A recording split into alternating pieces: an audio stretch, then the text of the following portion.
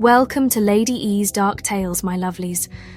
Tonight we venture into the haunted heartland of America in a spine-chilling tale I call The Truck Stop Terror. So settle in, keep your nightlight close, and steel yourself for a journey down a dark highway where nightmares roam free and evil rides in the cab beside you.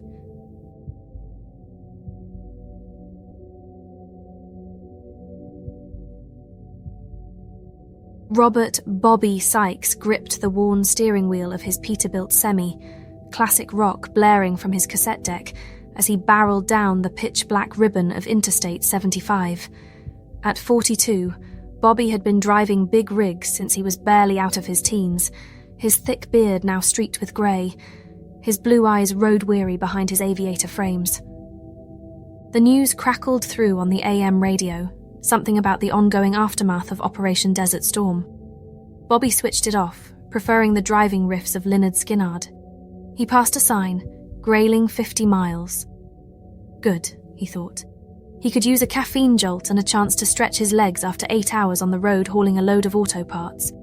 But as he neared his usual rest stop, an isolated truck stop on a rural stretch of highway, a chill tingled down his spine. Something felt off tonight. An unnatural stillness in the frigid air. Only one other vehicle stood in the parking lot under the stark floodlights, a beat-up red pickup truck that looked like it had seen better decades. Bobby pulled his rig to a stop in the deserted lot. Unfolding his 6 feet 4 inches frame from the cab, his work boots hit the pavement with a thud. He ambled over to check his tires, his breath steaming in the icy air. That's when he heard it, a sound that froze him mid-step. The unmistakable deep, ragged breathing of something very large and very close. A pair of molten yellow eyes glowed from the shadows of the tree line. Bobby blinked hard. This was no stray dog. The hulking shape rose on 2 legs, well over 7 feet tall. It watched him from the darkness with a predator's focused intensity. Bobby's stomach turned to ice water. It can't be, he thought wildly. This was the thing that came from old campfire stories. But it was real, obviously, and this meant, well, it meant that he may not live to see another day. Bobby's heart hammered against his ribs as he stared at the impossible thing in the woods. Half-remembered stories swirled in his mind, tales traded by truckers over late-night coffees. The dogman, a beast that roamed the north woods on 2 legs. He'd always laughed them off as backwoods superstition, the product of too much time on lonely highways. But now, with a monster not 50 yards away, Bobby wasn't laughing. Its outline was unmistakable now. Not quite wolf, not quite human. Suddenly, its lips curled back in a snarl, bearing a flash of white fangs. A growl sounded low in its throat, a rumble Bobby felt in his bones. Adrenaline flooding his system, Bobby hurried through his inspection with shaking hands. Check the tires, check the lights, then get the hell out of here. But as he rushed around the rig, he caught a flicker of movement in the periphery. The thing was pacing him, circling just beyond the floodlight's reach. Heart in his throat, Bobby practically dove into the cab, slamming the door and locking it. With trembling hands, he got the engine roaring to life. As he pulled back onto the highway at full throttle, the creature finally emerged from the trees. Dear God, it was even more terrifying in the open. Its body was a mass of sinewy muscle under a coat of shaggy black fur. But its eyes, reflecting the red of his taillights, were the worst, glinting with a feral, ravenous intelligence. To his horror, the beast loped after him, eating up the asphalt with its powerful strides. Bobby white-knuckled the wheel, the speedometer climbing past 80. In the rear-view mirror, he saw it galloping on all fours now, its jaws snapping at his tires. How could something so huge be so fast? The truck groaned as he pushed it to its limits. The monster was gaining, 40 feet behind him, then 30. Bobby braced for the impact, for the feeling of teeth and claws ripping into steel. But it never came. As quickly as it had appeared, the creature veered off, melting back into the forest as Bobby thundered by. He let out a shuddering breath, not daring to slow down until the lights of the next town glimmered in the distance. What in God's name had just happened? Bobby barely remembered the drive into Grayling, his nerves jangling and his mind reeling. He pulled over at the first busy truck stop he saw, needing to be around people, to feel some shred of normalcy and safety. Hands still quivering, he poured himself a cup of burnt coffee. The other drivers talked and laughed, swapping light-hearted stories of life on the road.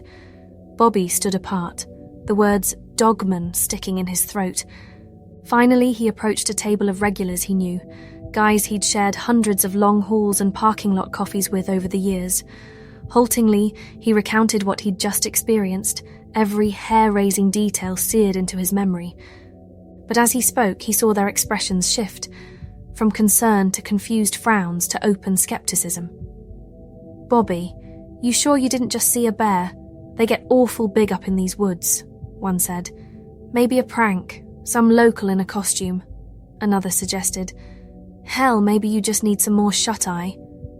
Bobby's face flushed hot. He knew how it sounded, like some loony trucker hopped up on sleep deprivation and too much caffeine. But damn it, he knew what he'd seen. When he went to the local cops, it was even worse. The officer good-naturedly wrote up the report while barely suppressing a smirk. "Says here, large unidentified animal, possibly a dog or a bear," the cop said, tapping his pen on the page. "You know, we get a few of these reports a year. Usually just turn out to be a big coyote or someone's idea of a joke." Bobby clenched his jaw, biting back his angry response. He knew he was being dismissed, just another kook spinning yarns about monsters in the night. But deep down, a seed of doubt nagged at him. Could he really trust his own memory? Frustrated and unsettled, Bobby climbed back into his cab, ready to put Grayling far behind him. He'd stick to the busy interstates from now on, bright, sun-baked stretches of road where the only shadows were cast by billboards and other rigs. As the miles scrolled by, he tried to push the experience down, to lock it away like just another highway ghost story.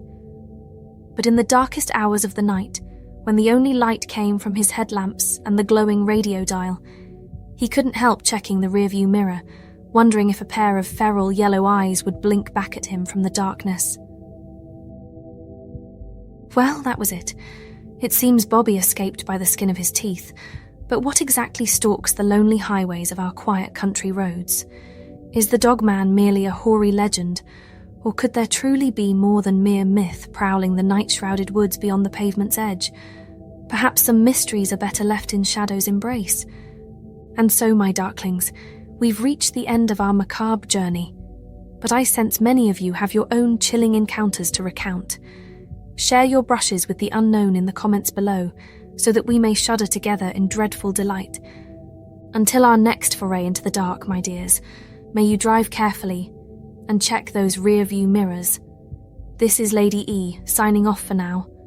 Sweet screams and pleasant nightmares, my dark darlings.